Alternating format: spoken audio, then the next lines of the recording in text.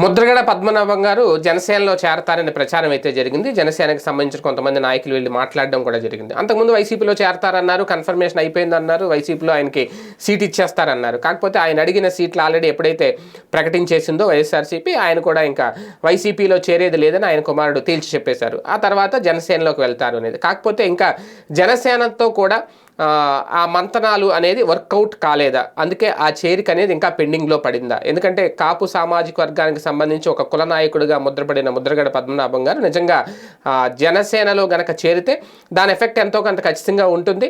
ఆయన సీటు గెలుస్తారా లేదా, లేదంటే ఎంతవరకు ఆయనతో పాటు ఆ సామాజిక వర్గం ఓటు బ్యాంకు జనసేనకు కలిసి వస్తుంది, తద్వారా ఆ ఓటు బ్యాంకు ఎంతవరకు కన్వర్ట్ అవుతుంది తెలుగుదేశం పార్టీకి అనేది వాళ్ళ లెక్కలు వాళ్ళకు ఉంటాయి. కాకపోతే ముద్రగడ పద్మనాభం గారు ఏం చిన్న వ్యక్తి కాదు. ఆయన ఏదో రమ్మంటే వచ్చేసి కండువా కప్పేసుకుని బరిలోకి అయితే దిగిపోరు.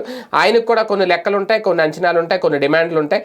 వాటిని అన్నీ నెరవేర్చాలి. అంటే ఆయన గురించి ఆలోచిస్తారు, కాపు సామాజిక వర్గం గురించి ఆలోచిస్తారు, పార్టీ గురించి ఆలోచిస్తారు, పార్టీ నాయకుడి గురించి కూడా ఆలోచిస్తారు.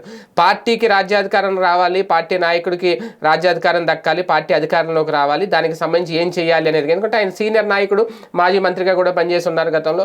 ఆయన ఎప్పటి నుంచో రాజకీయాలు, ఒక రకంగా పవన్ కళ్యాణ్ గారి కంటే చాలా చాలా సీనియర్ రాజకీయ నాయకుడు. ఆయనకి కొన్ని ఆలోచనలు ఉంటాయి, పార్టీని ఎలా నడిపించాలి ఏంటనేది. పార్టీలో చేరి చేతులు కట్టుకొని జీ హుజూర్ అంటూ ముందుకు వెళ్ళడానికి ఆయన చిన్న నాయకుడు కాదు. అక్కడ ఇప్పుడు చిన్న నాయకులు అలా వెళ్ళట్లేదు, ఆయన ఎందుకు వెళ్తారు? సో ఇటువంటి నేపథ్యంలో ఆ లెక్కలే అక్కడ వర్కౌట్ అవ్వట్లేదంట. ముద్రగడ పద్మనాభం గారిని చేర్చుకునే విషయంలో ఇంకా ఫైనలైజ్ అయితే అవ్వలేదు అనే ప్రచారం అయితే జరుగుతుంది. చేరచ్చు, చేరకపోవచ్చు, లేదంటే ఆయన సైలెంట్గా ఉండి కుమారుడికి సీట్ ఇప్పించి ఆయన వెనకుండి చక్రం తిప్పుతారు. చూద్దాం.